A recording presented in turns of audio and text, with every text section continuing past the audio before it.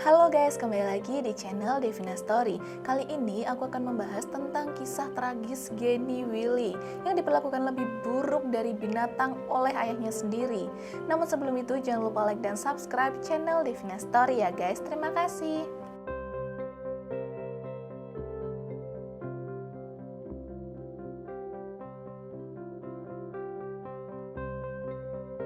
Inilah kisah dari Genie Willy. Lahir di Los Angeles, California pada tahun 1957. Genie adalah putri pasangan Clark dan Dottie Irene Willy.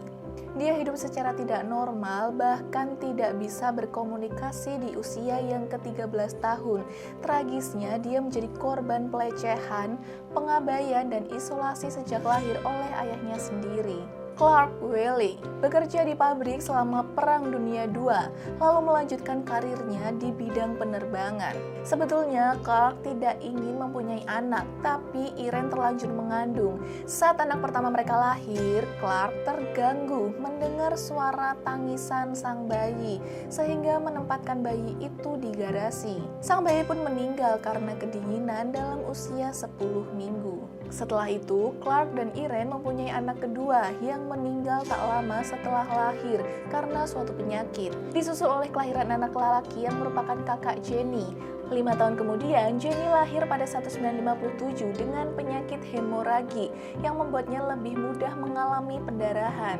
Genie juga mengalami dislokasi pinggul bawaan sehingga harus menggunakan alat khusus. Dia pun terlambat bisa berjalan. Kemudian saat berusia 14 bulan, Genie mengalami tanda-tanda malnutrisi sehingga pertumbuhan fisiknya agak terlambat. Seorang dokter anak juga berkata kalau kemungkinan Genie mengalami keterbelakangan mental. Genie Willy mendapatkan penganiayaan dari ayahnya sedari sejak lahir. Mulai pada tahun 1958, Genie harus hidup di balik kloset rumahnya selama 12 tahun. Sejak berumur 1 tahun, Genie telah terikat dengan kain dan hidup di balik kloset, duduk di atas pispot yang disiapkan oleh sang ayah. Sang ayah, Clark Willy, tega mengurung anaknya sendiri seperti binatang di balik kloset rumahnya. Seakan tak memiliki hati nurani, sang ayah hanya memberi makan Genie dalam bentuk cairan selama 12 tahun. Sang ayah tidak pernah berbicara di hadapan sang putri layaknya manusia normal, melainkan menggonggong seperti seekor anjing. Jika Genie membuat suara, sang ayah tak segan memukulinya dengan tongkat. Ibu dan kakak laki-laki tak mau membebaskan Genie dari kurungan yang dibuat ayahnya sendiri. Pada tahun 1970, Clark pergi selama beberapa waktu ke rumah orang tuanya. Kakak lelaki Genie yang saat itu berusia 18 tahun sudah kabur dari rumah dan tinggal bersama teman-temannya. Sekitar 3 minggu kemudian, sang ibu memutuskan untuk mendaftarkan diri di fasilitas bagi penyandang disabilitas di California. Dia pun mengajak Genie untuk pergi bersamanya. Nah, setelah sampai di sana, ibu Genie salah masuk ke kantor layanan sosial umum. Para petugas pun terheran-heran saat melihat anaknya. Genie Willy tampak berbeda dari anak-anak pada umumnya. Dia sudah berusia 13 tahun, tetapi beratnya hanya 26 kg. Dia juga tak bisa berbicara, tak bisa mengunyah atau menelan, tak bisa sepenuhnya memfokuskan mata maupun merenggangkan anggota tubuhnya sendiri. Bahkan Genie juga mengompol dan mengeluarkan air liur.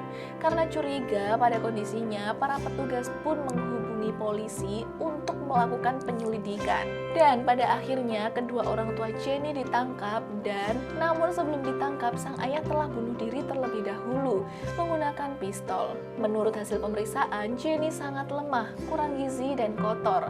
Semua otot-otot pada tubuhnya kurang berkembang dan dia bahkan tidak bisa makan sendiri. Setelah beberapa tes, dokter menyimpulkan bahwa dia memiliki tingkat kognitif anak berusia 1 tahun meskipun dia sudah berusia 13 tahun. Selain itu, Genie juga menjadi anak paling rusak sejauh yang pernah mereka lihat. Situasi tersebut cukup menarik banyak perhatian dari komunitas psikologi dan penelitian dari seluruh dunia. Mereka berharap kasus-kasus ini akan menjadi terobosan signifikan dalam hal bahasa dan keterampilan belajar. Namun, Genie Willy nyaris tidak membuat kemajuan setelah berbulan-bulan terapi insentif. Dokter yang menangani berusaha keras untuk membuatnya seperti anak normal sesuai dengan usianya. Dan hingga akhirnya muncul kemajuan awal yang menjanjikan. Jenny belajar bermain, mengunyah, berpakaian sendiri, dan menikmati musik. Dia memperluas kosakata dan membuat sketsa gambar untuk mengkomunikasikan kata-kata yang tidak bisa terucap. Dia melakukan tes kecerdasan dengan baik. Namun tak lama setelah itu, kolaborasi dari tim penelitian psikologi dan keluarga mengalami perselisihan. Pembalasan dendam mendapati tuduhan sebagai penyimpangan. Perawatan yang terjadi pada kasus Jenny pun menghadapi tuduhan hanya demi keuntungan tim penelitian semata. Nah, akhirnya mereka kehilangan minat dan Jenny pun tinggal di panti asuhan. Di sana ia menghabiskan fase hidup selanjutnya. Adapun orang tua Jenny Wiley, mereka diadili karena penganiayaan. Namun pada hari persidangan, ayahnya mengakhiri hidup dengan bunuh diri.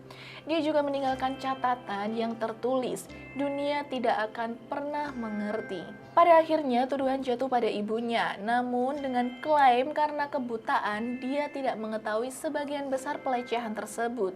Ibu Jenny akhirnya mendapatkan kembali hak asuh, tapi dia tidak bisa merawat putrinya dengan baik. Setelah ibunya tak bisa mengasuhnya, Jenny akhirnya tinggal di fasilitas asuh orang dewasa di California, dengan harapan agar dia bisa menemukan kedamaian setelah kehidupan yang traumatis.